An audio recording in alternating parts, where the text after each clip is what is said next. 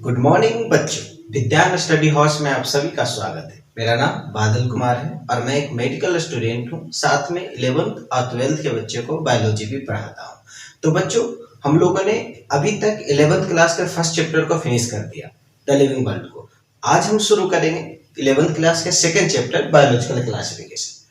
तो biological classification क्या है उसको समझते हैं।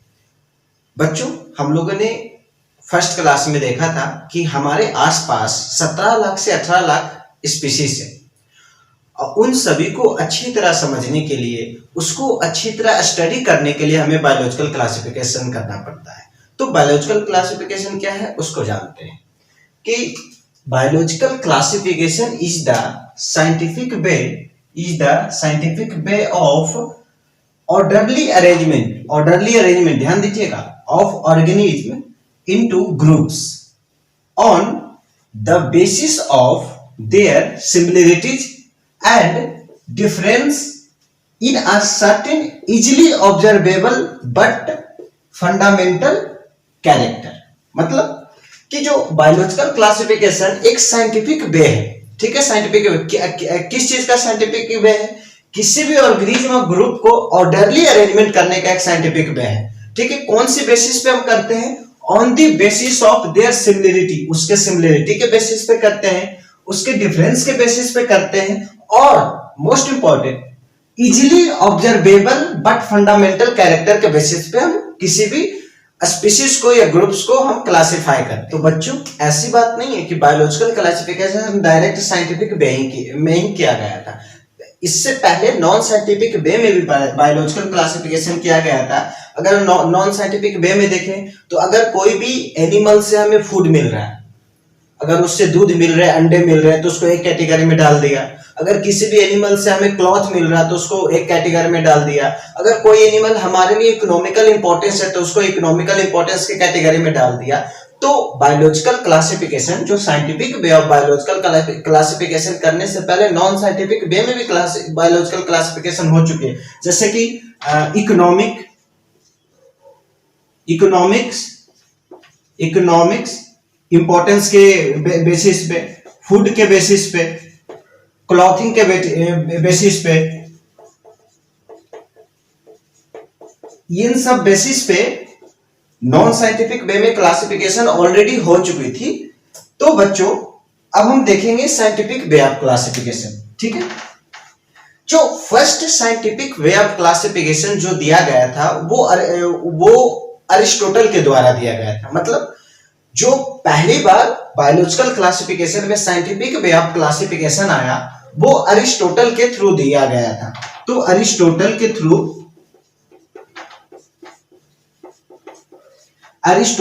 थ्रू पहली बार साइंटिफिक वे में क्लासिफिकेशन किया गया था। Scientific way of classification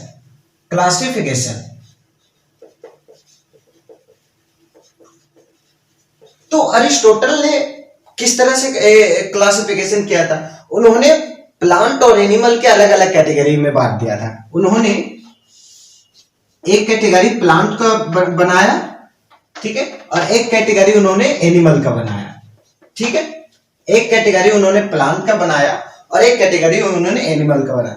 plant में उन्होंने प्लांट को भी 3 कैटेगरी में बांटा। उन्होंने हर्ब्स, सर्ब्स, ट्री, मतलब सब छोटा पौधा, उससे बड़े पौधा, बड़े पेड़। तो उन्हें प्लांट को 3 कैटेगरी में बांटा। उसमें है हर्ब्स, सर्ब्स और ट्री। और एनिमल को उन्होंने दो कैटेगरी में बांटा। पहला, जिसमें आरबीसी प्रेजेंट होता है, मतलब विथ आरबीसी, और दूसरा विदाउट आरबीसी, जिसमें आरबीसी प्रेजेंट नहीं होता, मतलब जिसका खून लाल होता है और जिसका खून लाल नहीं होता है। तो विदाउट आरबीसी, ठीक है। जिसमें ब्लड प्रेजेंट होता है उसको हम एनीमा कहते हैं, ठीक है, एनीमा कहते हैं। और जिसमें आरबीसी प्रेजेंट नहीं होता उसका एनीमा कहते हैं। ए माने एब्सेंस, एनीमा कहते हैं, ठीक है।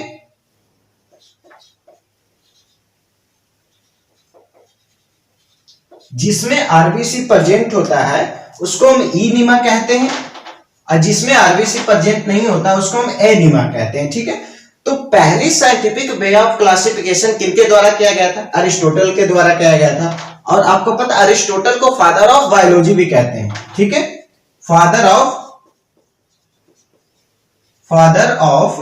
Biology, father of biology. तो पहली साइंटिफिक वे ऑफ क्लासिफिकेशन किनके द्वारा किया गया था? अरिस्टोटल के द्वारा किया गया था। उन्होंने जो जितने भी स्पीशीज है उनको दो कैटेगरी में बांटा, एक प्लांट जो है उनको प्लांट के कैटेगरी में बांटा, और एक जो एनिमल है उनको एनिमल के कैटेगरी में बांटा। जो प्लांट को तीन कैटेगरी में बांटा, हर्ब्स, सर्ब्स एंड ट्री। ठीक है, छोटे पौधे, बड़े पौधे और पेड़। एनिमल को दो कैटेगरी में बांटा, एक जिसमें आरबीसी प्रेजेंट होता है एनीमिया मतलब एनीमा, और जिसमें आरबीसी एब्सेंट होता है एनीमा। बच्चों पहली बार इन्होंने साइंटिफिक वे ऑफ क्लासिफिकेशन कर दिया, सभी ने अप्रिशिएट भी किए होंगे, लेकिन वो मजा नहीं आया, क्योंकि सिर्फ दो ही कैटेगरी में बांटना, वो भी प्लांट एनिमल, वो भी हर्ब्स ट्री, और विथ आरबीसी और विदाउट आरबीसी। तो ये क्लासिफिकेशन में मजा नहीं आ रहा था। तो पहली बार मजा दिलाने वाला काम किसने किया, अब उनके बारे में पढ़ते हैं। बच्चों हम लोगों ने देखा कि पहली जो साइंटिफिक वे ऑफ क्लासिफिकेशन थी वो अरिस्टोटल सर के द्वारा कर दिया गया था, लेकिन मजा नहीं आ रहा था। क्यों नहीं मजा आ रहा था? क्योंकि सिर्फ प्लांट और एनिमल ही है क्या आसपास, और भी बहुत सारे ऑर्गेनिज्म है। बच्चों पहली बार जो मजा आने वाला क्लासिफिकेशन किया गया था वो सी लिनियस सर के द्वारा किया गया था, और उन्होंने टू किंगडम क्लासिफिकेशन दिया। तो जो टू किंगडम क्लासिफिकेशन है वो सी लिनियस सर के द्वारा दिया गया है, सी लिनियस सर के द्वारा दिया गया है। सी लिनियस सर के द्वारा दिया गया है। इसमें बेसिकली उन्होंने पूरे प्लांट को एक तरफ कर दिया और पूरे एनिमल को एक तरफ कर दिया, मतलब प्लांट और एनिमल। ठीक है, उन्होंने पूरे प्लांट को एक तरफ कर दिया और उन्हें पूरे एनिमल्स को एक तरफ कर दिया। लेकिन इसके भी कुछ ड्रॉबैक थी, वो जब हम एक एक करके किंगडम पढ़ेंगे तो वो सारे डिटेल में हम ड्रॉबैक देखेंगे कि क्या थी ड्रॉबैक, कैसे थी। अभी बस मेरा ये है कि आपका एक रोड मैप तैयार कर दूं आपके लिए कि हाँ ये हम लोग पढ़ने वाले हैं। तो जो सी लिनियस सर के द्वारा जो क्लासिफिकेशन किया गया था वो टू किंगडम क्लासिफिकेशन किया गया था, जिसमें प्लांट और एनिमल को वो रखे थे, पूरे प्लांट को एक तरफ, पूरे एनिमल को एक तरफ रखे थे। अब चूंकि इनकी भी कुछ ड्रॉबैक थी तो थ्री किंगडम क्लासिफिकेशन आया। जो थ्री किंगडम क्लासिफिकेशन है वो इंटरेस्ट हैकल सर के द्वारा दिया गया था। एंड्रेस्ट हैकल जो एक जूलॉजिस्ट थे, जो एक जूलॉजिस्ट थे, उन्होंने थ्री किंगडम क्लासिफिकेशन दिया। उन्होंने प्लांट को एज इट इज रखा, प्लांट, एनिमल को भी एज इट इज रखा, और उन्होंने चूंकि प्लांट मल्टीसेलुलर है, एनिमल मल्टीसेलुलर है, तो सिर्फ हमारे आसपास मल्टीसेलुलर ही तो नहीं ना है, यूनिसेलुलर भी है। तो उन्होंने सारा यूनिसेलुलर को उठाकर एक घर बना दिया और उस घर का नाम प्रोटिस्टा रख दिया। तो उन्होंने प्रोटिस्टा शब्द पहली बार यूज किया था।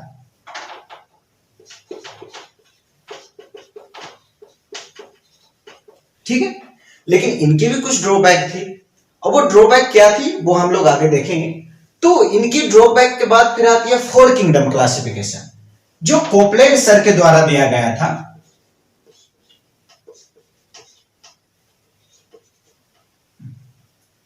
जो कोपलैंड सर के द्वारा दिया गया था फोर किंगडम क्लासिफिकेशन, इन्होंने मल्टीसेलुलर को जो प्लांट में वो प्लांट को रहने दिया, जो एनिमल में जो मल्टीसेलुलर वो एनिमल में रहने दिया, जो प्रोटिस्टा में पूरे यूनिसेलुलर को डाल दिया था, पूरे यूनिसेलुलर प्रोटिस्टा में थे। तो उन्होंने प्रोटिस्टा से जो यूनिसेलुलर जो प्रोकैरियोट था, यूनिसेलुलर प्रोकैरियोट था, उसको वहां से निकालकर एक अलग से घर दे दिया, उस घर का नाम मोनेरा रख दिए। तो कोपलैंड के द्वारा 4 किंगडम क्लासिफिकेशन दिया गया था। प्लांट को एज इट इज उन्होंने रहने दिया, एनिमल को भी उन्होंने एज इट इज रहने दिया। उन्होंने प्रोटिस्टा में छेड़छाड़ किया। क्या जो प्रोटिस्टा था, प्रोटिस्टा में जो यूनिसेलुलर प्रोकैरियोट्स थी, जो प्रोटिस्टा में जो यूनिसेलुलर प्रोकैरियोट्स थी वो अपने पास रख लिए, यूनिसेलुलर यूकैरियोट थे वो प्रोटिस्टा को दे दिए। तो प्रोटिस्टा में जो और एक मोनेरा, ठीक है। तो ये मोनेरा में यूनिसेलुलर प्रोकैरियोट आया, ठीक है, यूनिसेलुलर प्रोकैरियोट।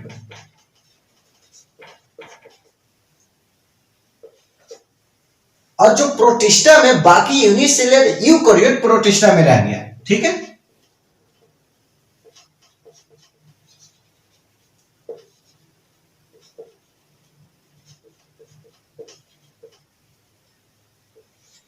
ठीक है, तो अब इसको याद करने का तरीका, जो P है वो P के तरफ नहीं जाएगा, उसका अपोजिट जाएगा, मतलब U के तरफ जाएगा। तो जो प्रोकैरियोट है उसमें यूनिसेलुलर यूकैरियोट गया, सॉरी प्रोटिस्टा है जिसमें यूनिसेलुलर यूकैरियोट गया, और जो मोनेरा है तो वो उसमें यूनिसेलुलर प्रोकैरियोट गया, ठीक है। तो ये 4 किंगडम क्लासिफिकेशन था जो कोपलैंड सर के द्वारा दिया गया था, ठीक है।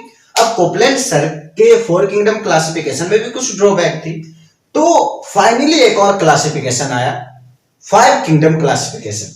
जो 5 किंगडम क्लासिफिकेशन है वो आर.एच. बैटकर सर के द्वारा दिया गया था। तो जो 5 किंगडम क्लासिफिकेशन है उस RH. बैटकर,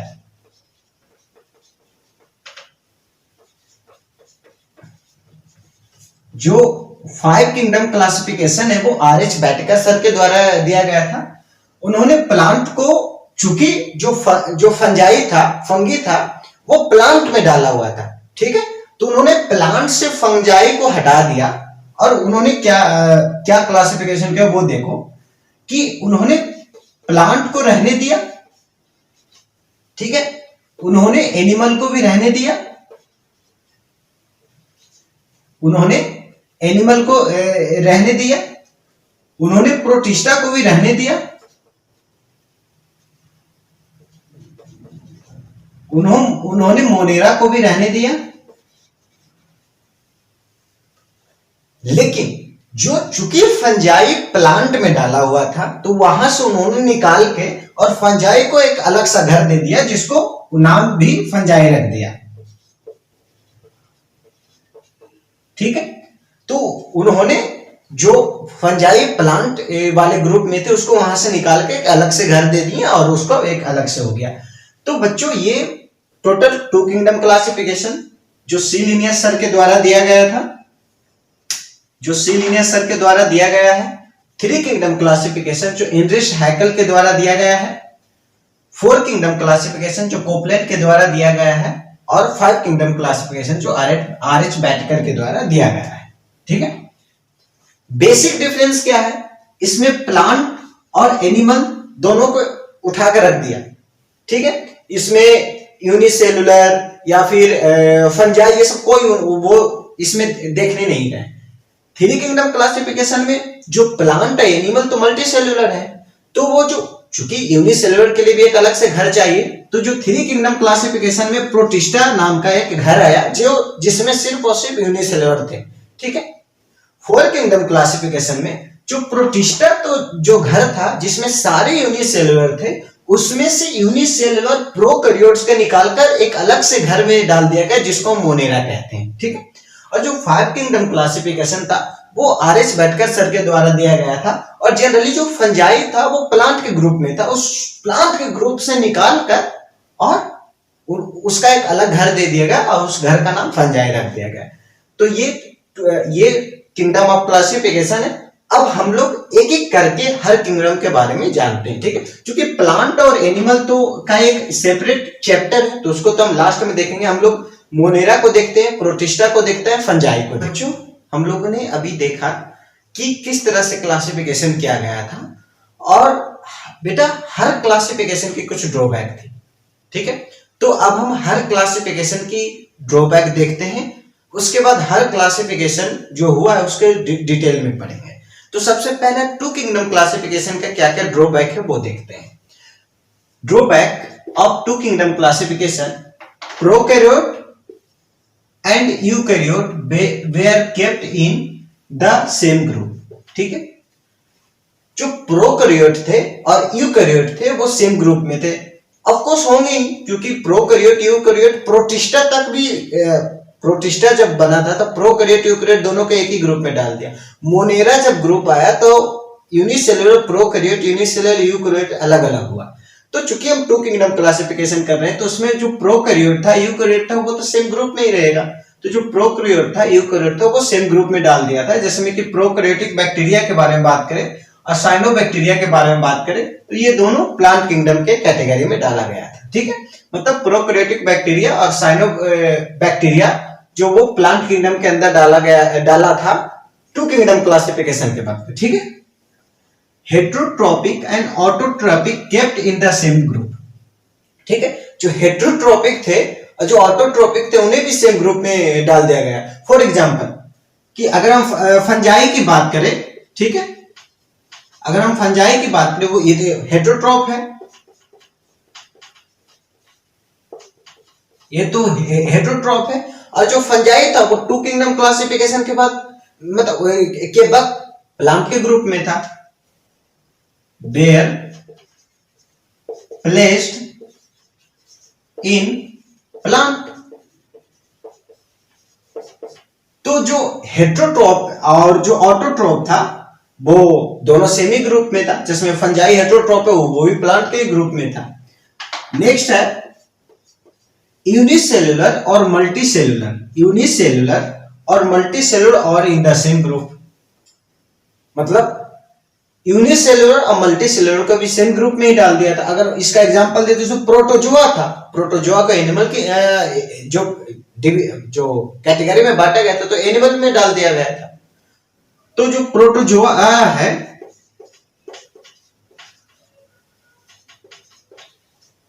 bear placed in animal.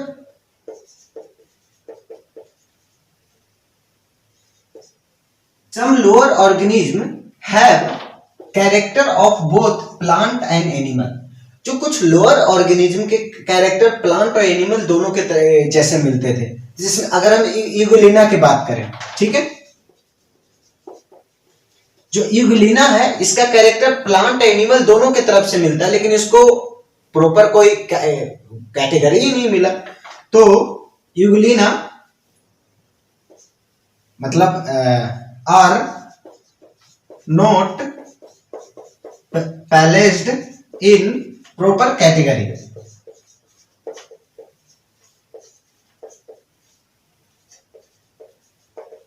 Proper category जो इगुलेना थी उसका प्लांट एनिमल दोनों से मिलता था तो उसको कोई कैटेगरी ही नहीं मिला।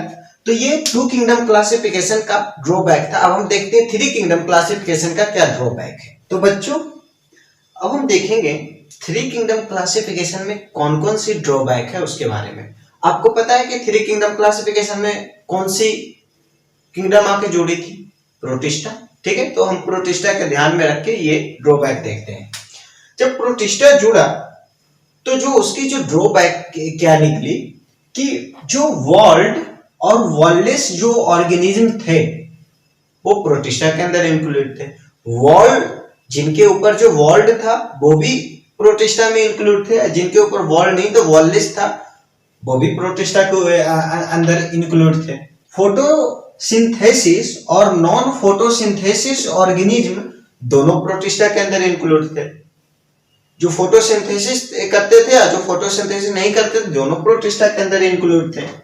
Unicellular and filamentous of mutual organism ये भी प्रोटिस्टा के अंदर इंक्लूड थे। यूनिसेलुलर इंक्लूड थे, जो फिलामेंटस बुलाते हैं वो भी प्रोटिस्टा के अंदर इंक्लूड थे। तो बच्चों अब हम देखते हैं कि जो फाइव किंगडम क्लासिफिकेशन दिया गया था, जो फाइव किंगडम क्लासिफिकेशन जो आर एच वाटकर के द्वारा दिया गया था, तो वो जो दिए थे वो किस बेसिस पे वो 5 किंगडम क्लासिफिकेशन तैयार किए, मतलब कि कौन से ऐसे 5 कैरेक्टर के ऊपर उन्होंने फोकस किया, ठीक है, ऐसे 5 कैरेक्टर के ऊपर फोकस किया कि उनकी जो 5 किंगडम क्लासिफिकेशन सबसे ज्यादा एक्सेप्ट की गई।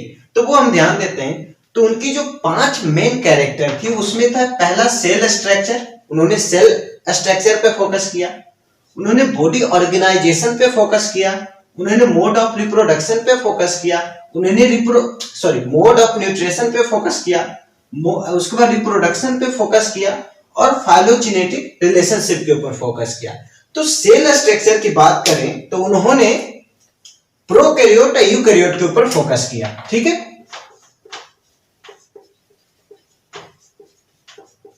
प्रोकैरियोटिक और यूकैरियोटिक के ऊपर फोकस किया, ठीक है। अगर हम बॉडी ऑर्गेनाइजेशन की बात करें तो इन यूनिसेलुलर और मल्टी सेलुलर के ऊपर फोकस किया, यूनिसेलुलर और मल्टी सेलुलर के ऊपर फोकस किया। अगर हम मोड ऑफ न्यूट्रिशन के बारे में देखें तो उन्होंने ऑटोट्रोपिक और हेट्रोट्रोपिक के ऊपर फोकस किया।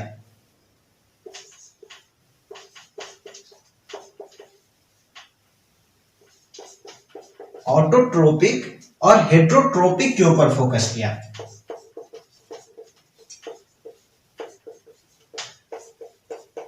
ऑटोट्रोपिक और हेट्रोट्रोपिक के ऊपर फोकस किया। अगर हम रिप्रोडक्शन के बारे में बात करें तो वो सेक्सुअल रिप्रोडक्शन और एसेक्सुअल रिप्रोडक्शन के ऊपर फोकस किया।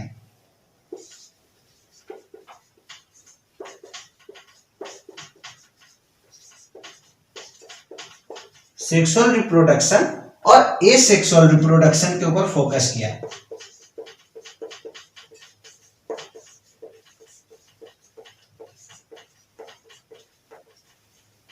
अगर हम फाइलोजेनेटिक रिलेशनशिप के बारे में बात करें तो वो इवोलेंट्री रिलेशनशिप के ऊपर फोकस किए।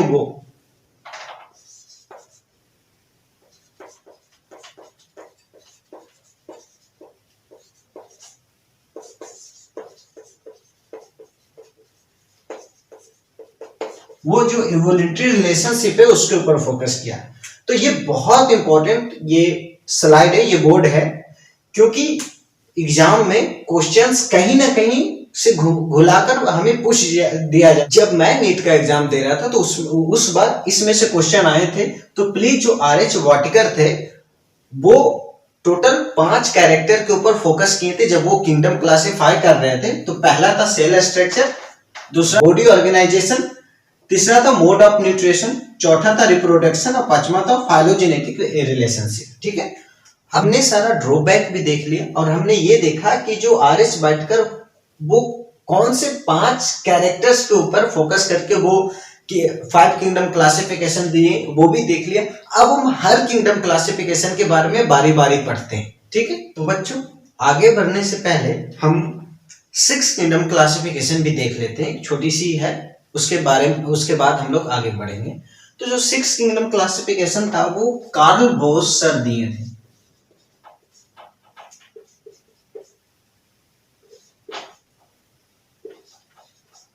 कार्ल बोस सर दिए थे। उन्होंने उनकी जो क्लासिफिकेशन है वो देखो आप।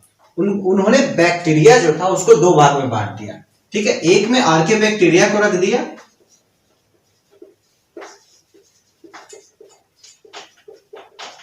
एक में उन्होंने आर्के बैक्टीरिया को रख दिया, एक में उन्होंने यू बैक्टीरिया को रख दिया, एक में उन्होंने यू बैक्टीरिया को रख दिया। उन्होंने यूकैरियोट्स को 4 भाग में बांट दिया, प्रोटिस्टा, फंजाई, प्लांट और एनिमल। तो बच्चों ये है 6 किंगडम क्लासिफिकेशन जो कार्ल बोस सर के द्वारा दिया गया था। बच्चों अब हम एक टेबल बनाएंगे और हमारी कोशिश रहेगी कि वो टेबल में सारे किंगडम उसमें आ जाए, जो बेसिक जो इंफॉर्मेशन होती है सारी किंगडम की वो उसमें आ जाए। तो चलिए बनाते हैं एक टेबल। बच्चों, मैं एक टेबल बनाने की कोशिश किया हूं और मेरी कोशिश है कि सारा किंगडम की जो बेसिक इंफॉर्मेशन है, जो उसकी जो डाटा है, उसको मैं इस टेबल में लाने की कोशिश किया हूं कि अगर कोई कुछ भी नहीं पढ़ा हो लेकिन ये टेबल याद है, फिर भी वो कुछ ना कुछ आंसर लिख के चला आएगा। ठीक है, तो अगर हम बात करें, जो टोटल 5 कैरेक्टर को लिया हूं, जो आर.एच. बैटेकर सर जो 5 कैरेक्टर को लेकर वो जो 5 किंगडम क्लासिफिकेशन लिए थे, वही यहाँ पे 5 कैरेक्टर लिया हूं, जिसमें है cell type, cell wall, nuclear membrane, body organisation और मोड ऑफ न्यूट्रिशन। ठीक है, तो अगर हम सेल टाइप के अगर हम बात करें मोनेरा में, तो प्रोकैरियोटिक सेल होता है। हमने पढ़ा था कि जो मोनेरा है यूनिसेल्युलर प्रोकैरियोट को अपने साथ ले लिया और जो प्रोटिस्टा है वो यूनिसेल्युलर यूकैरियोट को अपने साथ ले लिया। ठीक है, तो अगर हम सेल टाइप की बात करें तो प्रोकैरियोट मोनेरा में चला गया और प्रोटिस्टा में यूकैरियोट चला गया। ठीक है, और जो फंजाई है वो भी एक यूकैरियोटिक है, प्लांट भी यूकैरियोट है और एनिमल भी यूकैरियोट है। ठीक है, इसका मतलब अगर हम सेल टाइप में बात करें तो सिर्फ मोनेरा प्रोकैरियोट है, बाकी सारा यूकैरियोट है। एकदम ध्यान से, एकदम आपको समझना है, देखना है, अपने आप याद हो जाएगा कि जो मोनेरा है सिर्फ उसमें प्रोकैरियोट है, बाकी सब में यूकैरियोट है। ठीक है, अगर हम सेल वॉल की बात करें तो जो मोनेरा है वो नॉन सेल्यूलोजिक है उसमें। ठीक है, पॉलीसेकेराइड अमीनो एसिड से मिलकर बना है।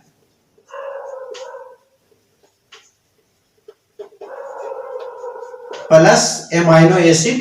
ठीक है, और अगर हम सेल वॉल प्रोटिस्टा में बात करें तो ये कुछ में प्रेजेंट होता है। यूकैरियोटिक बात करें तो प्रेजेंट विद काइटिन। ठीक है, अगर हम प्लांट की बात करें तो प्रेजेंट होता है सेलुलोज। ठीक है, अगर एनिमल की बात करें तो एब्सेंट होता है। ये सेल वॉल की बात है। आपको पता है एनिमल में सेल वॉल नहीं होता है, प्लांट में सेल वॉल होता है सेलुलोज के फॉर्म में। ठीक है, अगर फंगी की बात करें तो होता है लेकिन काइटिन। फंजाई में सेल वॉल किस चीज की बनी होती है? काइटिन की बनी होती है। प्रीवियस क्वेश्चन भी आ चुका है नीट में। ठीक है, और प्रोटिस्टा में प्रेजेंट इन सम, कुछ में प्रेजेंट होता है। अब हम न्यूक्लियर मेम्ब्रेन की बात करें तो जो न्यूक्लियर मेम्ब्रेन है वो मोनेरा में एब्सेंट होता है। ठीक है, अगर हम प्रोटिस्टा की बात करें तो इसमें प्रेजेंट होता है। ठीक है, अगर हम फंजाई की बात करें तो भी इसमें प्रेजेंट होता है। अगर हम प्लांट की बात करें तो इसमें प्रेजेंट होता है। अगर एनिमल की बात करें तो इसमें प्रेजेंट होता है। मतलब क्या, न्यूक्लियर मेम्ब्रेन सिर्फ मोनेरा में एब्सेंट होता है, बाकी सब में प्रेजेंट होता है। ठीक है, अगर हम बॉडी ऑर्गेनाइजेशन की बात करें तो आपको सेलुलर है, यूनिसेलुलर, ये भी सेलुलर है, यूनिसेलुलर प्रोकैरियोट, यूनिसेलुलर यूकैरियोट। अगर हम फंजाई की बात करते हैं ये मल्टी सेलुलर है। ठीक है, लेकिन मल्टी सेलुलर के साथ साथ लूज टिश्यू है। ठीक है, लूज टिश्यू है। अगर हम प्लांट की बात करें तो टिश्यू ऑर्गन है, और अगर हम एनिमल की बात करें तो टिश्यू ऑर्गन और ऑर्गन सिस्टम, ये तो आपको पता ही। ठीक है, तो ये हो गया बॉडी ऑर्गेनाइजेशन। अगर हम मोड ऑफ न्यूट्रिशन की बात करें तो ऑटोट्रोप होता है मोनेरा में। ठीक है, और ऑटोट्रोप होता है प्रोटिस्टा में। ठीक है, जो यूनिसेलुलर यूकैरियोट है, यूनिसेलुलर प्रोकैरियोट है, उसमें ऑटोट्रोपिक होता है। अगर हम फंजाई की बात करें तो ये इसमें हेटेरोट्रोपिक होता है। अगर हम प्लांट की बात करें तो ऑटोट्रोपिक होता है, और एनिमल की बात करें तो हेटेरोट्रोपिक होता है। ठीक है, तो लास्ट वाला जो लाइन है मोड ऑफ न्यूट्रिशन, ये थोड़ा सा गौर से देखने वाली चीज है। बाकी अगर बॉडी ऑर्गेनाइजेशन सब में सेलुलर होगा, जो प्लांट है उसमें मल्टी हो जाएगा, एनिमल में भी मल्टी हो जाएगा, और जो फंजाई होगा उसमें मल्टी हो जाएगा। अगर हम सेल वॉल की बात करें तो नॉन सेल्यूलोजिक, फिर इसमें प्रेजेंट, कुछ में प्रेजेंट होता है, फिर इसमें भी प्रेजेंट होता है, काइटिन प्रेजेंट सेल उसमें एब्सेंट होता है। तो ये जो लास्ट वाली है मोड ऑफ न्यूट्रिशन, ऑटोट्रोपिक दोनों, मोनेरा प्रोटिस्टा दोनों में ऑटोट्रोपिक होगा, फंजाई में होगा हेटेरोट्रोपिक, और प्लांट में होगा ऑटोट्रोपिक, एनिमल में होगा हेटेरोट्रोपिक। तो ये एक टेबल बनाने की मैंने कोशिश की है, और मेरी कोशिश है कि पूरी जो किंगडम है वो इस पे ले आऊं, कि अगर कोई कुछ नहीं पढ़ा हो, सिर्फ एक टेबल पढ़ा हो, फिर भी वो कुछ आंसर दे सकता हो, फिर भी वो तर्क वितर्क में शामिल हो सकता हो। तो अब हम शुरू करते हैं एक एक करके सभी को के डिटेल के बारे में पढ़ेंगे। तो सबसे पहले हम शुरू करते हैं मोनेरा, उसके बाद प्रोटिस्टा, उसके बाद फंजाई, प्लांट एनिमल के एक सेपरेट चैप्टर तो है। ठीक है, तो बच्चों हम लोगों ने अभी टेबल देखा पूरी बायोलॉजिकल क्लासिफिकेशन की, कि अगर कोई बच्चा पूरी बायोलॉजिकल क्लासिफिकेशन ना भी पढ़ा हो, अगर वो सिर्फ उस टेबल को याद कर लेता है तो वो कुछ ना कुछ तो जो बायोलॉजिकल क्लासिफिकेशन जो सेकंड चैप्टर उसके बारे में वो जान जाएगा। ठीक है, आपको लग रहा होगा कि सर की अचानक हेयर स्टाइल चेंज हो गई, जो दाढ़ी बढ़ी हुई थी वो छोटी हो गई। तो बात है बच्चों की, जब मैं ये वीडियो शूट कर रहा था, जब मैं टेबल बना रहा था, और मैं जनरली वीडियो है जो हम 4 बजे मैं सुबह में शूट करता हूँ, तो मेरी गली के जो है कुछ डॉग्स हैं वो भौंकने शुरू हो गए। अब भौंकने शुरू हो गए, मैं बहुत इंतजार किया कि अब वो रुकेंगे तो मैं आगे कंटिन्यू करूंगा, लेकिन वो 1-1.5 घंटे तक रुके ही नहीं। लास्ट में मुझे फिर वो बंद करना पड़ा। उसके बाद मैं कल होकर फिर वीडियो शूट कर रहा हूं, तो इसी बीच में थोड़ी सी बाल और दाढ़ी का के ऊपर काम हो चुका है। तो बच्चों हम लोग देखेंगे आज अभी मोनेरा। ठीक है, मोनेरा क्या है उसको समझते हैं कि मोनेरा स्मॉलेस्ट, ठीक है, जो मोनेरा है वो स्मॉलेस्ट मेंबर है and most abundant unicellular organism on earth. जो मोनेरा है वो सबसे स्मॉलेस्ट मेंबर भी है, most abundant unicellular organism on earth है। ठीक है, इसमें जनरली सारे बैक्टीरियास आते हैं। ठीक है, मोस्ट प्रिमिटिव फॉर्म लाइफ, मतलब मोस्ट अबंडेंट और मोस्ट प्रिमिटिव अगर पूछा जाएगा तो वो कौन है? मोनेरा। ठीक है, तो most primitive from life which originated from a primitive form, मतलब जो प्रिमिटिव फॉर्म से ओरिजिनेट होकर आए, मोस्ट अबंडेंट और मोस्ट प्रिमिटिव। अब जो मोस्ट प्रिमिटिव होते हैं उसको हम कहते हैं प्रोजिनोट। ठीक है, तो जो अगर पूछा जाएगा कि प्रोजिनोट कौन है तो मोनेरा। ठीक है, अब मोनेरा के जनरल कैरेक्टर के बारे में देखते हैं, तो इसमें है कि genetics material is naked and circular. ठीक है, genetics material is naked and circular. ठीक है, DNA not enclose by nuclear envelope, जो न्यूक्लियर इनवेलप से डीएनए इनक्लोज नहीं होता है। ठीक है, किसमें? मोनेरा में न्यूक्लियर इनवेलप से डीएनए इनक्लोज नहीं होता, मतलब DNA not enclose by nuclear envelope. Most of them bear a rigid cell wall. अच्छा, yes, most of them bear a rigid cell wall किस चीज से बनी होती है? तो वो जो सेल वॉल बनी होती है वो पेप्टिडोग्लाइकन से। जो वो रिजिड सेल वॉल जो बनी होती है वो पेप्टिडोग्लाइकन से बनी होती है। ठीक है, अगर हम आर्के बैक्टीरिया में बात करें, अगर हम आर्के बैक्टीरिया में बात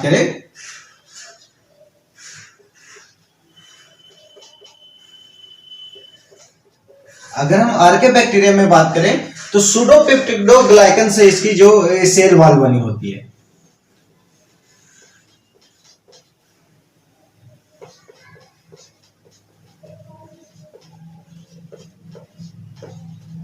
अगर हम आर्के बैक्टीरिया में बात करें तो सूडोपेप्टिडोग्लाइकन से इसकी सेल वॉल बनी होती है। अगर हम माइकोप्लाज्म में बात करें,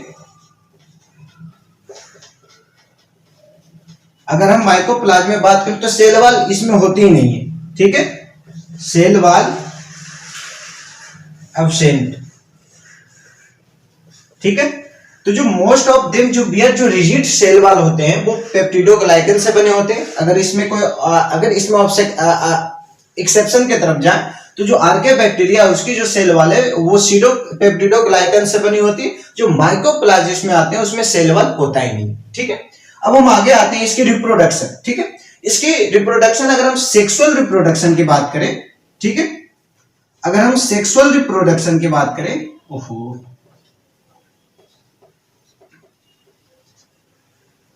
तो सेक्सुअल की बात करें तो ट्रू सेक्सुअल रिप्रोडक्शन इसमें नहीं होता है। ठीक है,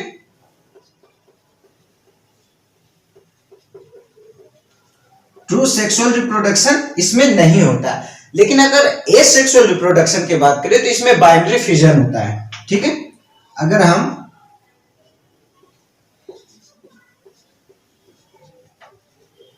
अगर हम एसेक्सुअल रिप्रोडक्शन की बात करें तो इसमें बाइनरी फ्यूजन, ठीक है,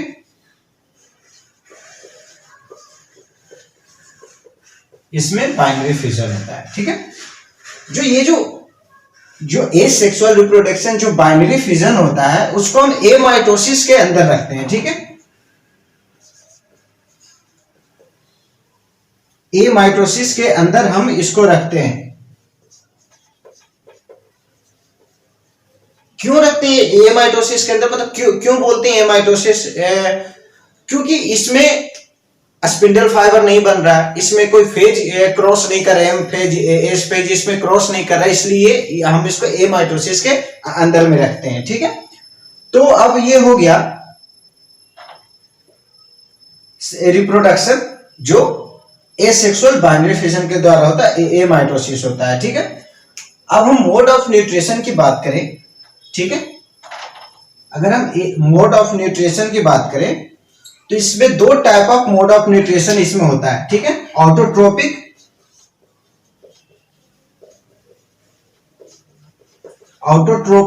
और हेट्रोट्रोपिक।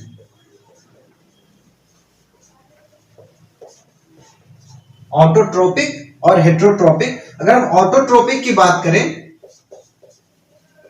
ऑटोट्रोपिक में फोटोसिंथेसिस और सेकंड है कीमोसिंथेसिस।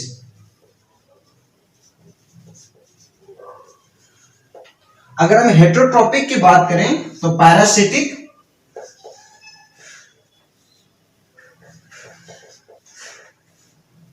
और सेप्रोफाइटिक, ठीक है।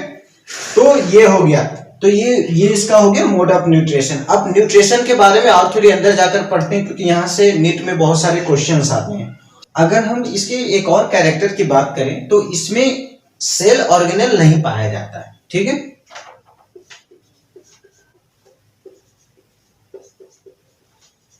ठीक है, इसमें सेल ऑर्गेनेल नहीं पाया जाता। सिर्फ सेल ऑर्गेनेल के नाम पे सिर्फ राइबोसोम और इसमें क्रोमैटोफोर,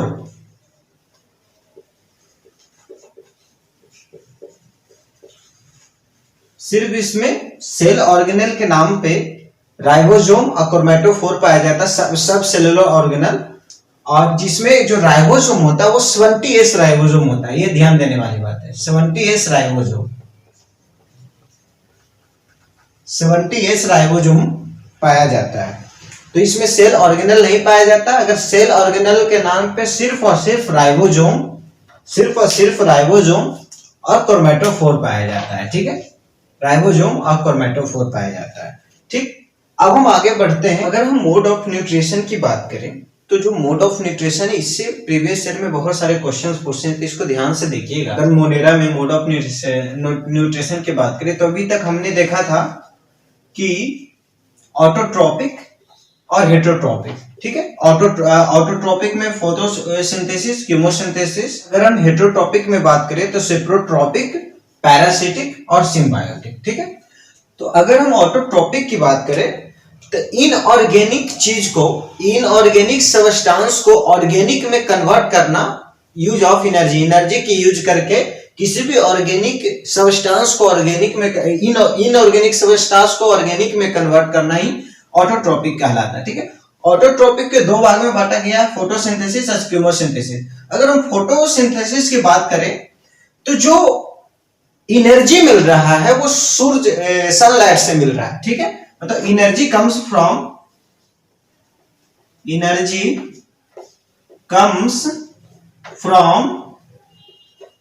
सनलाइट, ठीक है।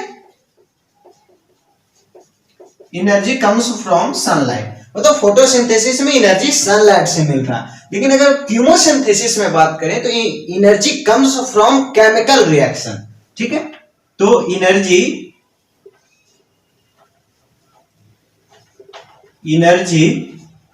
कम्स फ्रॉम केमिकल रिएक्शन, ठीक है, केमिकल रिएक्शन, ठीक है। अगर हम फोटोसिंथेसिस की बात करें तो इसको दो पार्ट में बांटा गया है। पहला ऑक्सीजनिक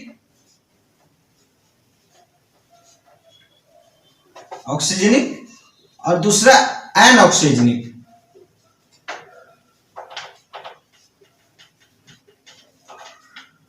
ऑक्सीजनिक एंड ऑक्सीजनिक में यही अंतर है कि जो यहां पे जो ये है H2O, ठीक है, सॉरी, यहां पे O2 का फॉर्मेशन होता है, यहां पे O2 का फॉर्मेशन होता है,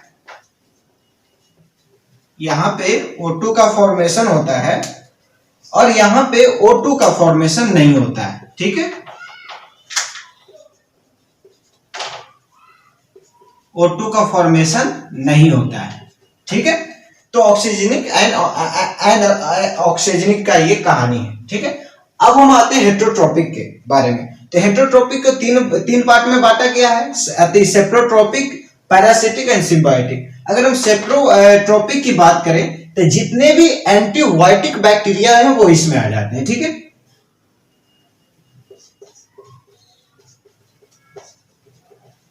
एंटीबायोटिक बैक्टीरिया इसका एग्जाम्पल है, ठीक है। अगर हम पैरासिटिक की बात करें तो साइट्रस कॉन्कर जो प्लांट में डिजीज है,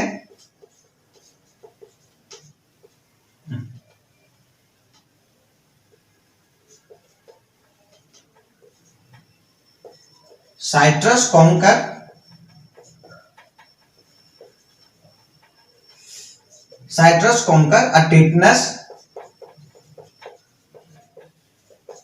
टेटनस जो कॉज करता है और साइट्रस कॉन्कर कॉज करता है वो पैरासिटिक बेसिकली जो डिजीज कॉजिंग जो ऑर्गेनिज्म है, ठीक है। अगर हम सिम्बायोटिक में बात करें तो इसका एग्जांपल है फ्रैंकिया और राइजोबियम। तो सिम्बायोटिक में कौन कौन सा है? Frankia, rhizobium. अगर पैरासिटिक की बात करें उसमें साइट्रस कॉन्कर, टेटनस और भी एक दो एग्जांपल है एनसीईआरटी में। अगर हम सेप्रोट्रोपिक में बात करें तो एंटीबायोटिक बैक्टीरिया जितने भी वो सब आ जाएंगे। अगर हम फोटोसिंथेसिस में बात करें तो एनर्जी कहां से आता है? लाइट से आता है, ठीक है। Energy comes from sunlight.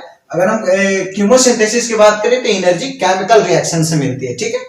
उसके बाद फिर फोटोसिंथेसिस के दो भाग में बांटा गया है। एक जो ऑक्सीजन फॉर्मेशन करता है जिसको हम ऑक्सीजनिक कहते हैं, एक जो ऑक्सीजन फॉर्मेशन नहीं करता है जिसको एनऑक्सीजनिक कहते हैं, ठीक है।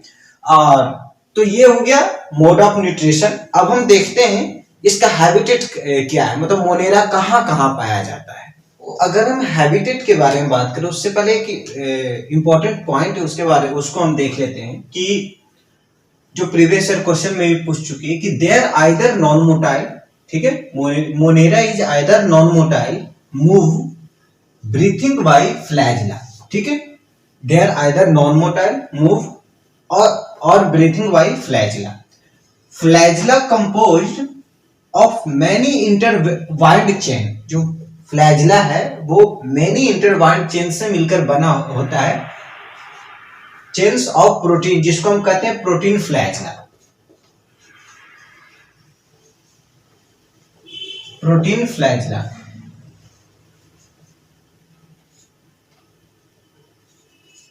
जिसको हम कहते हैं प्रोटीन फ्लैजिला। तो जो फ्लैजिला होता है वो वाइंड होता है, मतलब इंटरवाइंड होता है प्रोटीन चेन से, जिसको हम प्रोटीन फ्लैजिला कहते हैं, ठीक है। अब हम देखते हैं कि जो मोनेरा है वो कहां कहां पाया जाता है। आप इमेजिन नहीं करोगे, आप जहां सोचोगे वहां ये पाया जाता है। आप सोचो ऑल पार्ट ऑफ अर्थ, ठीक है, मतलब पृथ्वी के कोई भी पार्ट में, कोई भी कोना में चले जाओ, ये सभी जगह पाया जाता है, मतलब all part of earth.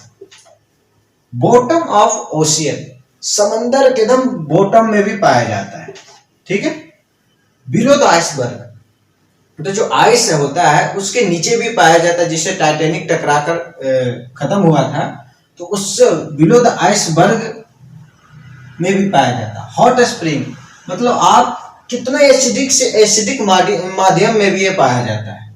Inside and outside the body, ये बॉडी के अंदर और बॉडी के बाहर भी पाया जाता है। फॉर एग्जाम्पल एक एग्जाम्पल लेते हैं इकोलाई, ठीक है। इकोलाई हमारे बॉडी के अंदर पाया जाता है इंटेस्टाइन में नॉर्मल फ्लोरा के रूप में, ठीक है। अगर वही इकोलाई ब्लैडर में चला गया तो यूटीआई कॉज कर देता है। तो मोनेरा जो है वो इनसाइड आउटसाइड बॉडी दोनों में पाया जाता है। डेजर्ट मतलब रेगिस्तान में भी पाया जाता है, और एयर हवा तक में ये पाया जाता है, ये एयर में भी पाया जाता है। तो ये हुआ मोनेरा का हैबिटेट। अब हम देखेंगे टाइप। तो बच्चों अब हम देखेंगे टाइप्स ऑफ बैक्टीरिया। अगर हम टाइप्स ऑफ बैक्टीरिया की बात करें तो अगर उसके शेप, बेस्ड ऑन उसके शेप के बारे में बात करें तो 4 टाइप्स के होते हैं, कोकस, बैसिलस, विब्रियो और स्पाइरल, ठीक है। अगर हम कोकस की बात करें तो इसका जो शेप होता है, वो स्पेरिकल होता है, मतलब गोल होता है। स्पेरिकल होता है मतलब गोल होता है, ठीक है। और अगर हम इसके फीचर्स के बारे में बात करें तो ये नॉन मोटाइल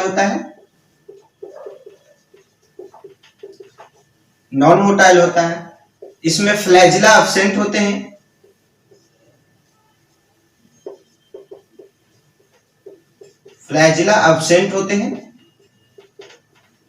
और अगर हम इसका एग्जाम्पल की बात करें तो इसका ये है डिप्लोकोकस निमोनिया, ठीक है।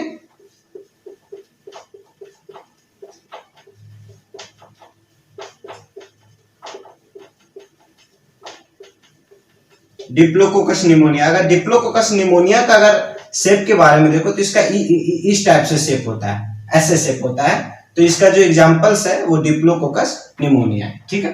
तो ये हो गया कोकस, ठीक है। अब हम बैसिलस के बारे में बात करते हैं। तो इसका जो शेप होता है वो रोड जो एक रॉड होता है उसके तरफ शेप होता है, रॉड या सिलेंड्रिकल भी आप कह सकते हो, ठीक है। इसमें फ्लैजिला में और मे नोट, मतलब में और may not present.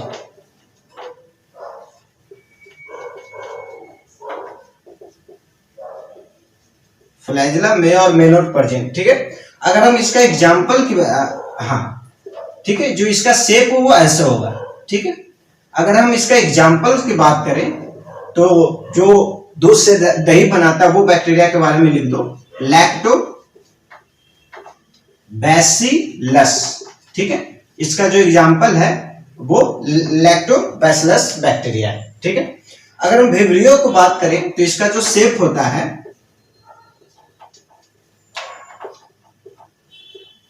Comma shape होता है, ठीक है, कॉमा लाइक शेप होता है, ठीक।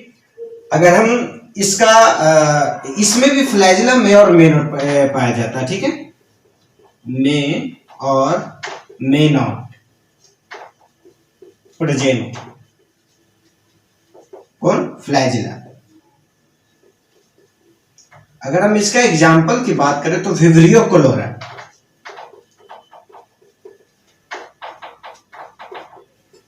विब्रियो कॉलेरा, ठीक है, इसका एग्जाम्पल है। इसका जो कॉमा लाइक जो शेप होता है वो ऐसा होता है, ठीक है, ऐसा ऐसा ऐसा, ठीक है। अब हम स्पाइरलियम की बात करें तो ये स्पाइरल शेप होता है। तो इसका जो शेप है स्पाइरल है, स्पाइरल शेप है, ठीक है। इसका अगर इसमें भी फ्लैजिला में और मेनो,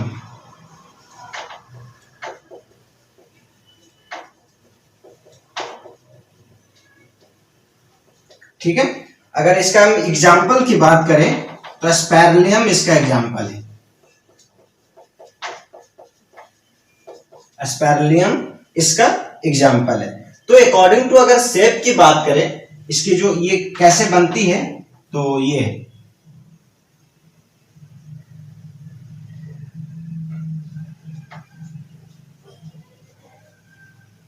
ठीक है, ये ऐसा इसका शेप होता है। तो अगर अकॉर्डिंग टू शेप की बात करें तो कोकस, अकॉर्डिंग टू शेप की बात करें तो कोकस, ठीक है, जो गोल गोल होता है, बैसिलस जो रॉड शेप का होता है, विब्रियो जो कॉमा शेप का होता है स्पाइरलियम, जो स्पाइरल शेप का होता है, या फिर क्वाइल्ड शेप का भी इसको हम कह सकते हैं, ठीक है। तो ये हो गया।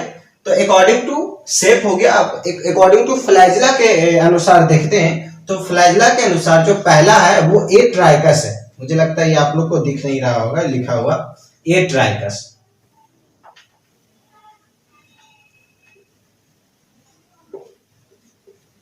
हाँ, अब अकॉर्डिंग टू फ्लैजिला की बात करें तो ए ट्राइकस की बात करें तो इसमें फ्लैजिला प्रेजेंट नहीं होते, मतलब no flagella present, no flagella. मतलब इसका शेप कैसा होता है? इसका शेप कुछ नहीं होता, ऐसा नॉर्मल होता है, ठीक है। अगर हम मोनो ट्राइकस की बात करें तो मोनो में सिंगल, ट्राइकस में फ्लैजिला, तो इसमें एक फ्लैजिला पाए जाते हैं, ठीक है। तो सिंगल फ्लैजिला प्रेजेंट, ठीक है। अगर हम इसका शेप देखें तो ऐसा होता है, ठीक है, ऐसा सिंगल फ्लैजिला प्रेजेंट। अगर हम एम्फी ट्राइकस की बात करें तो एम्फी मींस मतलब दोनों साइड इसमें फ्लैजिला प्रेजेंट होगा, मतलब एक एक दोनों साइड। तो इसमें होगा कि two flagella present in both side, ठीक है, इन बोथ साइड, ठीक है। इसका शेप कैसा होगा? एक ऐसा हो गया, एक ऐसा हो गया, ठीक है। अब हम आते हैं लोपोट्राइकस। लोपोट्राइकस क्या होता है? मतलब जो इसमें जो फ्लैजिला होता है ग्रुप में प्रेजेंट होता है, कोई आइदर एक साइड में ग्रुप में प्रेजेंट होगा। कैसा होगा वो देखिए कि वन टफ्ट और group flagella present at one and, ठीक है। अगर हम इसका शेप की बात करें कि कैसा ये दिखेगा तो ये है, ठीक है, जिसमें ये ऐसे करके, ठीक है, ऐसे करके प्रेजेंट, ठीक। तो ये हो गया लोपोट्राइकस। अगर हम सेफेलोट्राइकस की बात करें तो इसमें जो फ्लैजिला है वो ग्रुप में प्रेजेंट होता ही है, लेकिन ये दोनों साइड प्रेजेंट होता है, ठीक है। तो इसको क्या लिखेंगे कि टू टफ्ट और group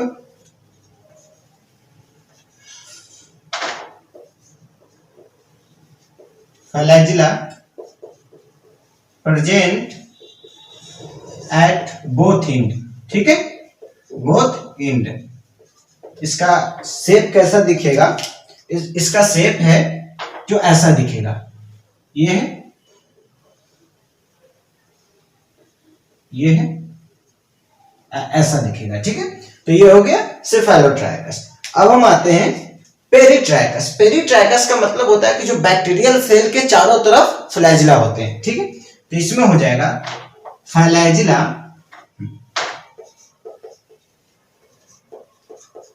flagella distribute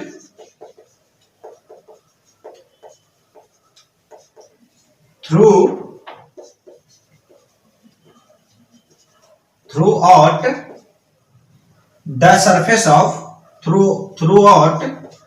the surface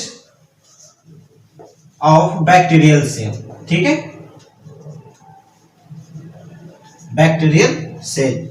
अगर हम इसका ये दिखता कैसे है, अगर हम उसके बारे में बात करें तो ये ऐसा दिखता है, ठीक है। एक बैक्टीरिया सेल बनाएंगे, इधर इधर इधर इधर इधर इधर इधर इधर। तो अकॉर्डिंग टू शेप की बात करें तो ये चार आ जाते हैं, कोकस, बैसिलस, विब्रियो, स्पाइरल। और अकॉर्डिंग टू फ्लैजिला की बात करें तो ये एट्राइकस, मोनोट्राइकस, एम्फीट्राइकस, लोपोट्राइकस, सेफेलोट्राइकस और पेरीट्राइकस। अब हम एक प्यारा सा बैक्टीरियल सेल बनाते हैं और उसके अंदर कौन कौन से कंटेंट पाए जाते हैं, कौन कौन से कंपोनेंट पाए जाते हैं, उसके बारे में हम देखते हैं। तो बच्चों ये एक बैक्टीरियल सेल मैं बनाया हूं, इसको लेबलिंग करते हैं हम लोग मिलकर। तो सबसे आउटर लेयर से लेबलिंग करते हैं। आउटर लेयर, हाँ ये, तो ये है ग्लाइकोकैलिक्स, ठीक है।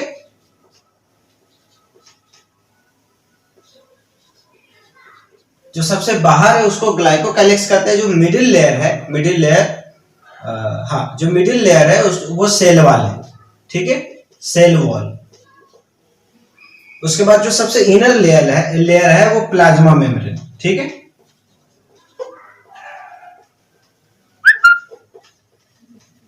ठीक है, तो जो सबसे बाहर वाला है वो है ग्लाइकोकैलिक्स, जो बीच वाला है वो सेल वॉल, और जो सबसे अंदर वाला है जो ये रेड कलर से जो मैं बतलाया वो प्लाज्मा मेम्ब्रेन, ठीक है। अब हम यहाँ पे आते हैं कुछ फिंगर लाइक प्रोजेक्शन, इसको हम फिम्ब्रिए कहते हैं, ठीक है, फिम्ब्रिए। फिर यहाँ पे कुछ जेनेटिक्स मटेरियल है, उसको हम सॉरी बच्चों, न्यूक्लियोइड कहते हैं। यहां पे भी एक फिंगर लाइक प्रोजेक्शन है, तो इसको हम पिलाई कहते हैं, ठीक है, उसको पिलाई कहते हैं। उसके बाद हम यहां पे आते हैं, ये है जो मैं स्टार से बना हुआ, ये राइबोसोम है, ठीक है, राइबोसोम, ठीक है। उसके बाद फिर यहां पे एक स्ट्रक्चर है मशरूम टाइप का, उसको हम इसको हम क्रोमेटोफोर कहते हैं।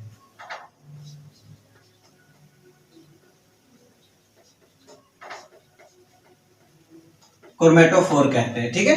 यहां पे जो डॉट डॉट स्ट्रक्चर है, यहां पे ये जो डॉट डॉट स्ट्रक्चर है उसको हम इंक्लूजन बॉडी कहते हैं, inclusion body, inclusion body,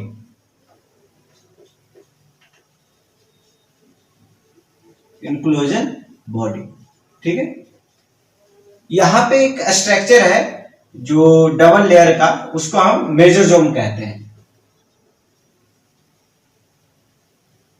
mesosome कहते हैं, ठीक है। तो हाँ, ये टेल लाइक स्ट्रक्चर है वो फ्लैजिला है, जो टेल लाइक स्ट्रक्चर है उसको हम फ्लैजिला कहते हैं, ठीक है। तो ये हो गया, ये इसकी लेबलिंग हो गई, हुआ कोई छूटा तो नहीं। हाँ, ये है प्लाज्मिड, ठीक है, ये प्लाज्मिड है, ठीक है। तो ये लेबलिंग हो गया सबको। अब हम आते हैं कि इधर देखते हैं कंपोनेंट ऑफ बैक्टीरियल सेल। जो बैक्टीरियल सेल कौन कौन कंपोनेंट से मिलकर बना है, तो ये सेल इनवेलप से मिलकर बना है, साइटोप्लाज्म से बना है, न्यूक्लियोइड से बना है, प्लाज्मिड से बना है, फ्लैजिला से बना है, फिली एंड फिब्राई से बना है, जो इधर हम सब लिख दिए। तो सेल इनवेलप कौन कौन से कंपोनेंट मिलते हैं, तो सेल इनवेलप बनता है, उसको बारे में देख ले। तो सबसे पहले कि ग्लाइकोकैलिक्स,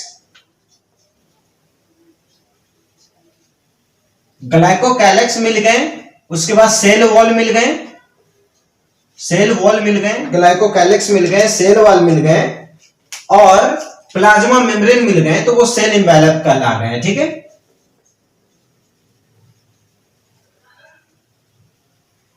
अगर ये तीनों मिलते हैं तो ये प्लाज्मा मेम्ब्रेन कहलाता है। अगर हम साइटोप्लाज्म की बात करें तो mesosome, mesosome plus ribosome, ribosome plus chromatophore,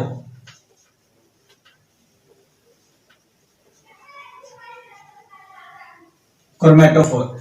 तो ये glycocalyx cell wall, plasma membrane मिला तो सेल इनवेलप बना, साइटोप्लाज्म में मेसोसोम, राइबोसोम, क्रोमेटोफोर बना तो साइटोप्लाज्म मिला। तो हम बारी बारी सेल इनवेलप के अंदर जो कंटेंट है उसके बारे में देखते हैं, साइटोप्लाज्म के बारे में देख लें, न्यूक्लियोइड के बारे में देखते हैं, प्लाज्मा के बारे में देखते हैं, फ्लैजिला के बारे में देखते हैं, और पिली और फिब्राई के बारे में बारी बारी हम सारा देखते हैं। अगर हम कंपोनेंट की बात करें तो जो सेल इनवेलप है वो तीन चीजों से मिलकर बना है, ग्लाइकोकैलिक्स, सेल वॉल और प्लाज्मा मेम्ब्रेन, ठीक है। तो सॉरी, तो ग्लाइकोकैलिक्स की बात करें तो ये नॉन सेल्यूलोजिक होता है, ठीक है। ग्लाइकोकैलिक्स है जो नॉन सेल्यूलोजिक होता है, ठीक है। पॉलीसेकेराइड विथ और विदाउट प्रोटीन, ठीक है, वो नॉन सेल्यूलोजिक पॉलीसेकेराइड होता है विथ और विदाउट प्रोटीन, ठीक है। It is loose covering called slime layer, ठीक है। जो ग्लाइकोकैलिक्स जब लूज कवरिंग में होता है उसे हम स्लाइम लेयर कहते हैं, ठीक है। If it is thick and tough, जब वो हार्ड हो जाता है तो वो कैप्सूल के रूप में फॉर्म हो जाता है, ठीक है। जब वो हार्ड हो जाता है वो कैप्सूल के रूप में फॉर्म कर देता है, और जो कैप्सूल ही है जो बैक्टीरिया को बचाता है, ठीक है। तो कैप्सूल प्रोटेक्टिव इन फंक्शन, ठीक है, वो प्रोटेक्ट करता है, ठीक है। अब हम सेकंड आते हैं सेल वॉल के बारे में। तो सेल वॉल रिजिड, सॉलिड और कवरिंग होता है, ठीक है। जो रिजिड सॉलिड कवरिंग होता है उसे हम सेल वॉल कहते हैं, ठीक है। मेड अप ऑफ पेप्टिडोग्लाइकन, ठीक है। जो सेल वॉल है, हम लोगों ने पीछे भी पढ़ा था कि सेल वॉल है जो पेप्टिडोग्लाइकन से मिलकर बना है, और आर्केबैक्टीरिया में सेल वॉल सूडोपेप्टिडोग्लाइकन से मिलकर बना होता है, और माइकोप्लाज्मा में सेल वॉल एब्सेंट होता है, ठीक है। ये ध्यान दीजिएगा। पेप्टिडोग्लाइकन, ठीक है, is made up of NAG and NAM. ये क्या है? ये एक रिपीटेटिंग चेन है, ठीक है। ये एक रिपीटेटिंग चेन है, ठीक।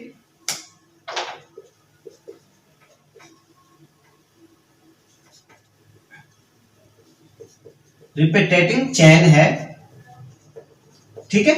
अब ये नैग एंड नम क्या है? तो नैग का फुल फॉर्म है एन एसिटाइल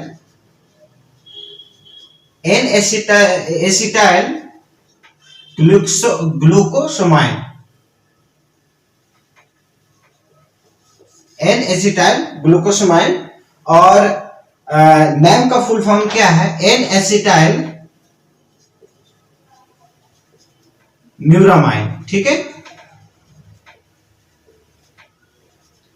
एन एसिटाइल म्यूरामाइन और एन एसिटाइल ग्लूकोसामाइन, ठीक है। तो ये नैग नैम की रिपीटेटिव चेन से पेप्टिडोग्लाइकन बना है, ठीक है। अब हम नेक्स्ट आते हैं प्लाज्मा मेम्ब्रेन। यहाँ पे कहीं एडजस्ट हो सकता है, चलो मैं इसे मिटा रही देता हूँ। तो अगर हम प्लाज्मा मेम्ब्रेन की बात करें, जो सेल इनवेलप का जो थर्ड कंपोनेंट है, तो वो सिलेक्टिव परमिएबल होता है, ठीक है। जो प्लाज्मा मेम्ब्रेन है वो सिलेक्टिव परमिएबल होता है। It is metabolically active in bacteria, ठीक है। मेटाबोलिक एक्टिव इन बैक्टीरिया, ठीक है। ये जो बैक्टीरिया मेटाबोलिकली एक्टिव होता है, क्यों होता है? क्योंकि रिस्पायरेशन में पार्टिसिपेट करता है, सिंथेसिस ऑफ लिपिड में पार्टिसिपेट करता है, ठीक है। इसलिए ये बैक्टीरिया में जो प्लाज्मा मेम्ब्रेन है मेटाबोलिकली एक्टिव होता है, ठीक है। अगर हम बात करें कि space between plasma membrane and cell wall is called periplasmic space.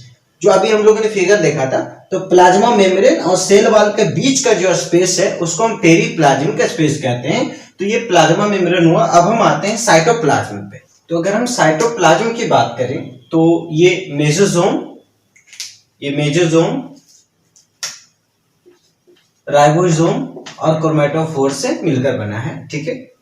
तो अगर हम मेसोसोम की बात करें तो invert folding in plasma membrane, ठीक है। आपने जो फोटो बनाया था उसमें जो इनवर्ट फोल्डिंग, जो प्लाज्मा मेम्ब्रेन के तरफ जो इनवर्ट फोल्डिंग होता है उसको हम मेसोसोम कहते हैं, ठीक है। उसके बाद consist of vesicles, tubules and lamellae. ये वेसिकल्स कंसिस्ट करता है, ये ट्यूबुल्स कंसिस्ट करता है, ये लेमिलाई कंसिस्ट करता है, ठीक है। मेसोसोम में क्या क्या चीज पाए जाते हैं? वेसिकल्स, ट्यूबुल्स एंड लेमिलाई, ठीक है।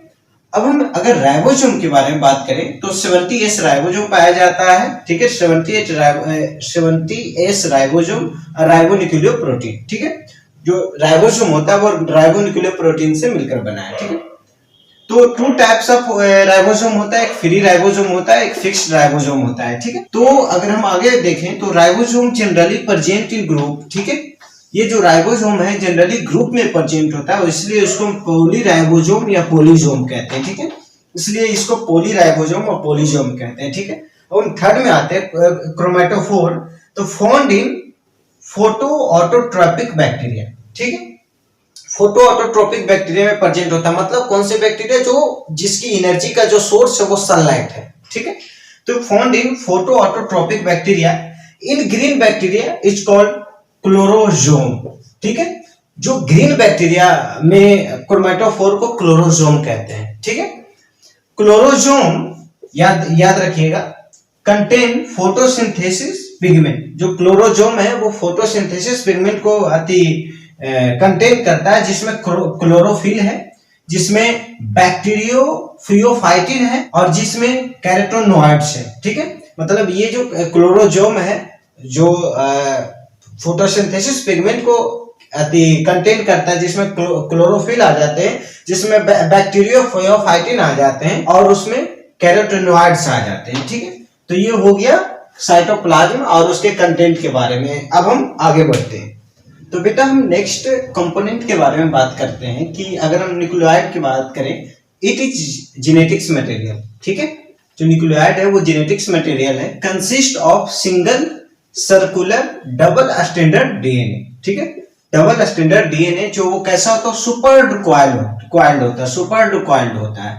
मतलब it is genetics material consist of single circular double standard super coiled DNA. ठीक है, तो बेटा प्लाज्मिड की बारे में बात करें तो सेल्फ रेप्लिकेटिंग और सर्कुलर डीएनए, मतलब जो प्लाज्मिड है वो एक सर्कुलर डीएनए है। ठीक है, वो ये सेल्फ रेप्लिकेटिंग करता है। If they are temporary associate with nucleoid, जब ये न्यूक्लियोइड के साथ टेम्पोररी एसोसिएट हो जाता है उसको हम एपिसोमाइड कहते हैं। ठीक है, एपिसोमाइड कहते हैं। ठीक, अब हम आते हैं फ्लैजेला के बारे में, देखते हैं कि फ्लैजेला के जो पार्ट्स अगर देखें तो इसमें बेसल बॉडी होते हैं, इसमें हुक होते हैं और इसमें फिलामेंट होते हैं। ठीक है, तो ये हो गया फ्लैजेला। ठीक है, अगर हम पिली और फेमराई के बारे में बात करें तो ट्यूबुलर आउटग्रोथ को हम पिलाई कहते हैं। मतलब जो फिंगर लाइक प्रोजेक्शन है, जब आप सेल के स्ट्रक्चर में देखोगे उसको हम पिलाई और फेमराई कहते हैं। ठीक है, जो पिलाई का क्या काम है, उसका काम है हेल्प करने में क्या, transfer of F plus factor. F plus factor क्या होता है,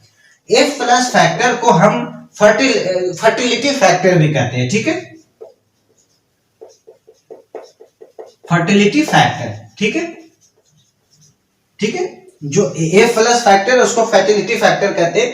तो जो पिलाई है वो बैक्टीरिया में फर्टिलिटी फैक्टर को ट्रांसफर करने में भी हेल्प करता है।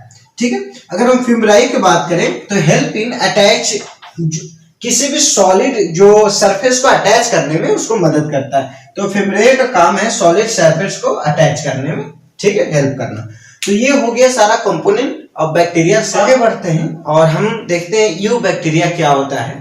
ठीक, अगर हम टाइप्स की बात करें तो इसको दो टाइप्स में बांटा गया है, आर्के बैक्टीरिया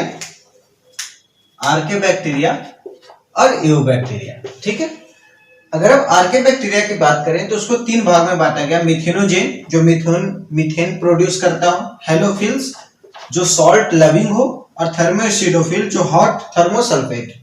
ठीक है, तो जो मिथेनोजेन की बात करें तो ये है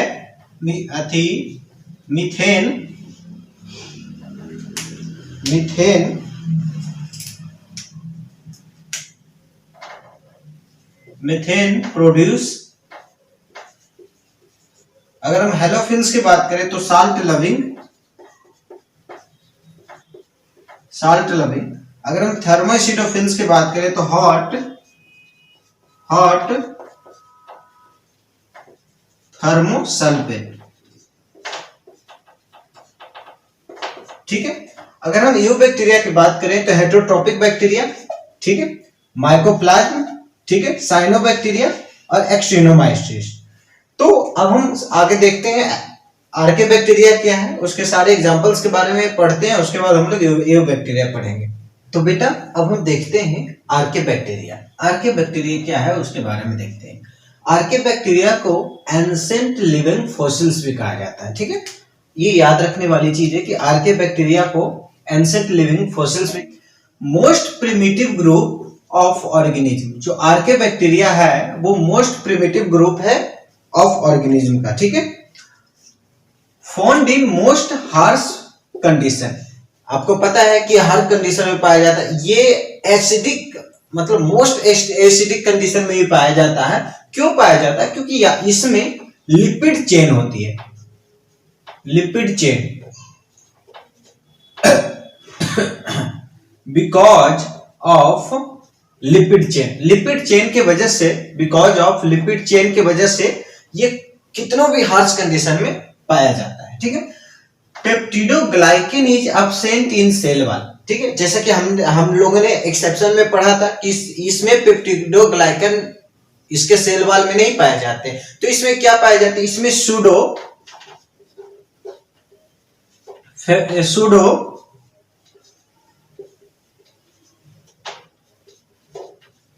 इसके सेल वॉल में सूडोपेप्टिडोग्लाइकेन पाए जाते हैं। ठीक है, आर्के बैक्टीरिया के सेल वॉल में सूडोपेप्टिडोग्लाइकेन पाए जाते हैं। ठीक है, मिथेनोजेन प्रोड्यूस इन रूमेन, जो मिथेनोजेन है वो जो काउज बोफाइलो ये सब के स्टोमक में प्रोड्यूस होता है, उसी को हम रूमेन कहते हैं, ठीक है।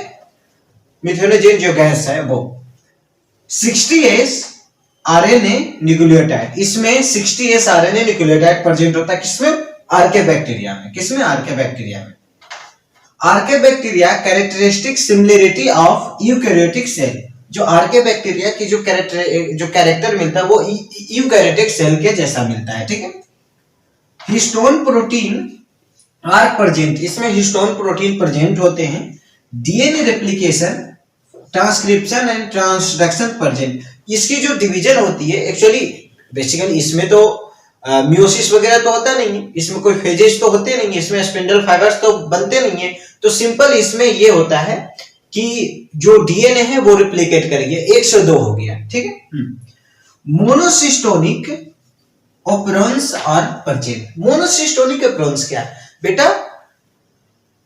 मोनोसिस्टोनिक मींस सिंगल जीन, ठीक है। पॉलीसिस्टोनिक मींस मल्टीपल जीन, तो इसमें सिंगल जीन प्रेजेंट होते हैं, ठीक है। Monocistronic means single gene present, ठीक है। इसमें सिंगल जीन प्रेजेंट होते हैं और पॉली में मल्टीपल जीन होते हैं, ठीक है। अब इसके टाइप्स देख लेते हैं, ठीक है। इसके जो टाइप्स है दो पार्ट में बांटा गया है, एक नॉन सल्फर मीडियम, एक हॉट सल्फर मीडियम, ठीक है। अगर हम नॉन सल्फर मीडियम की बात करें तो जो मिथेनोजेन है वो नॉन सल्फर मीडियम में आता है, ठीक है। जो मिथेनोजेन है वो नॉन सल्फर मीडियम में आता है, वो ऑब्लिगेट एनारोब्स होता है, ठीक है। आपको पता है जो मिथेनोजेन है वो ऑब्लिगेट एनारोब्स होता है, ठीक है। अगर इसका हम एग्जांपल देखें तो इसका एग्जांपल है बैक्टीरियम, मिथेनोबैक्टीरियम, ठीक है। इसका सेकेंड अगर एग्जांपल देखें तो ये है मेथेनोकोकस,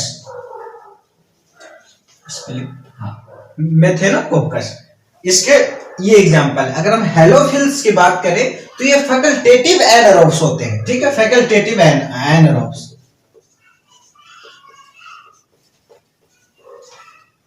फैकल्टेटिव एनारोब्स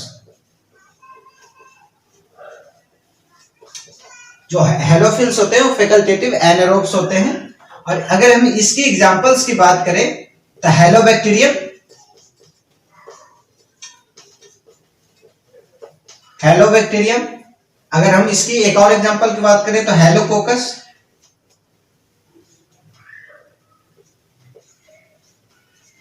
हेलोकोकस, ठीक है।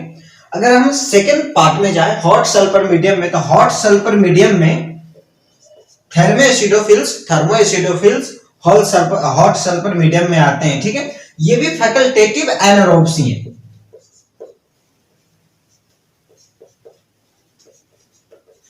फैकल्टेटिव एनारोब्स, ये भी फैकल्टेटिव एनारोब्स। अगर इसका एग्जांपल देखें तो थर्मोप्लाज्मा और थर्मोप्रोटीन, थर्मोप्रोटीज है, तो इसके दो एग्जांपल, ठीक है। तो अगर हम टाइप्स में देखें तो इसको दो कैटेगरी में बांटा गया, non sulphur medium, hot sulphur medium में। अगर नॉन सल्फर मीडियम की बात करें तो मेथेनोजेन जो है वो नॉन सल्फर मीडियम में ही आता है, वो ऑब्लिगेट एनारोब्स है। इसका जो एग्जांपल है मेथेनोबैक्टीरियम है, मेथेनोकोकस है, ठीक है। अगर हम हेलोफिल्स की बात करें, आपको पता है मीथेन प्रोड्यूस जो अभी जो हम लोगों ने पीछे लिखा था, मीथेन प्रोड्यूस, ठीक है। तो मिथेनोजेन मीथेन प्रोड्यूस करता है, इसका जो एग्जांपल है मिथेनोबैक्टीरियम है, मिथेनोकोकस है। हेलोफिल्स ये फैकल्टेटिव एनारोब्स होते हैं और ये सॉल्ट लविंग होते हैं, ठीक है, सॉल्ट लविंग, ये सॉल्ट लविंग होते हैं। इसका एग्जांपल है हेलोबैक्टीरियम है, हेलोकोकस, ठीक है। अगर हम थर्मोएसिडोफिल्स की बात करें तो ये भी फैकल्टेटिव एनारोब्स होते हैं। इसका जो एग्जांपल है थर्मोप्लाज्मा और थर्मोप्रोटियस, ठीक है। तो ये हो गया इसका टाइप्स, ठीक है। ये आर्के बैक्टीरिया हो गया। अब हम देखते हैं यू बैक्टीरिया क्या है।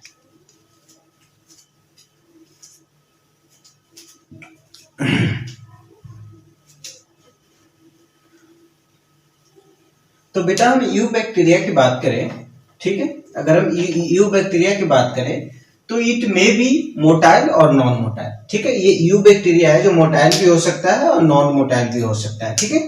ये मोटाइल भी हो सकता है और नॉन मोटाइल भी हो सकता है। रिजिड सेल वाल इसमें प्रेजेंट होती है। जो रिजिड सेल वाल है वो पेप्टिडोग्लाइकन से बना है।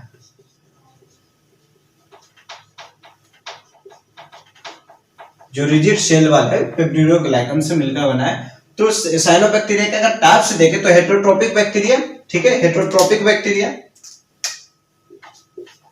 Mycoplasma, heterotrophic bacteria, mycoplasma, cyanobacteria और एक्टिनोमाइसिस, ठीक है। अब हम पहला देखते हैं हेटेरोट्रोपिक बैक्टीरिया के बारे में। अगर हम देखते हैं तो हेल्प्स इन N2 फिक्सेशन, ठीक है, नाइट्रोजन फिक्सेशन में हेटेरोट्रोपिक बैक्टीरिया मतलब हेल्प करता है, पार्टिसिपेट करता है। यूजेज एज जो हेटेरोट्रोपिक बैक्टीरिया उसको वो बायो फर्टिलाइजर के रूप में भी यूज होता है, ठीक है। इसका एग्जांपल देखें तो नोस्कोस, एलोसीरा और एनाबीना, ठीक है। जो हेटेरोट्रोपिक बैक्टीरिया है नोस्कोस, एलोसीरा, एनाबीना इसका एग्जांपल है और ये N2 फिक्सेशन में पार्टिसिपेट करता है और बायो फर्टिलाइजर के रूप में भी ये काम करता है, ठीक है। अब हम आते हैं माइकोप्लाज्म के बारे में। तो जो माइकोप्लाज्म है इसकी जो पहली बार जो डिस्कवर हुआ था वो नॉकआउट और रॉक्स नाम का दो वैज्ञानिक थे 1898 में, वो पहली बार खोज किए थे माइकोप्लाज्म का, ठीक है। तो माइकोप्लाज्म के बारे में जानते हैं। Smallest known in prokaryote, prokaryote में सबसे स्मॉलेस्ट होता है, ठीक है।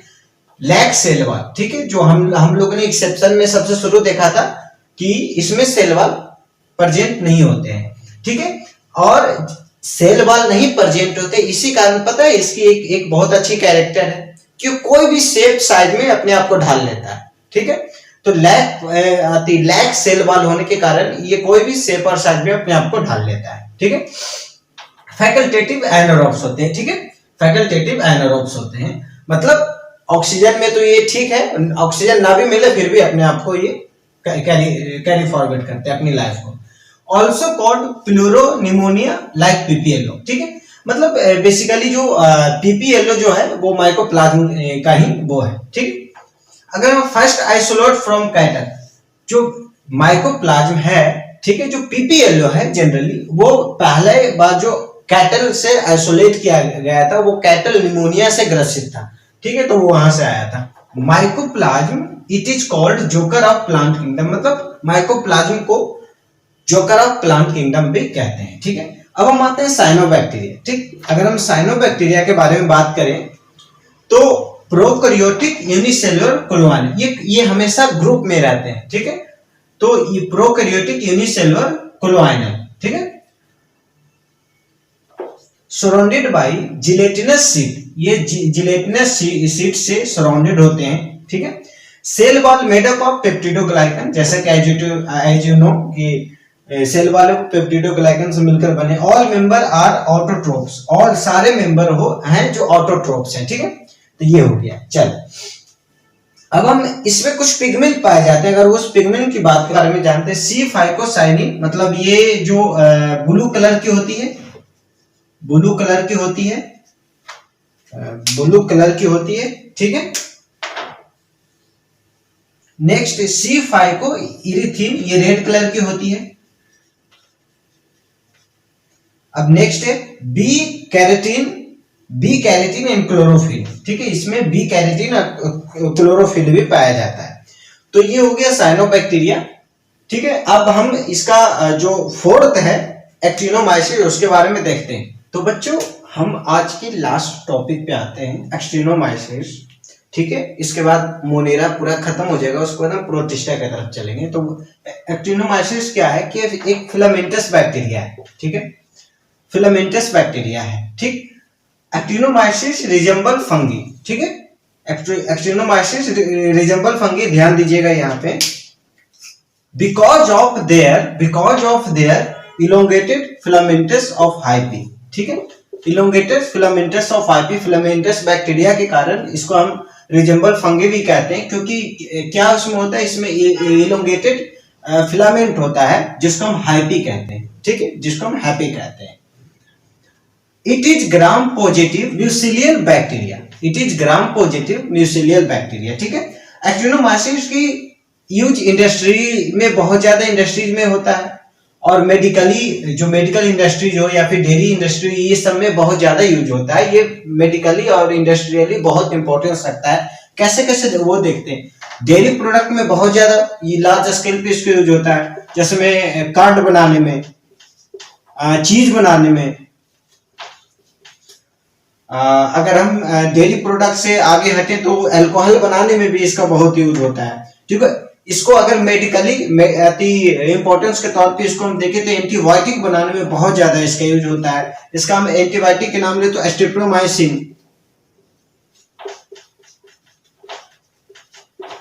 स्ट्रेप्टोमाइसिन, अगर और हम बात करें तो टेट्रासाइक्लिन।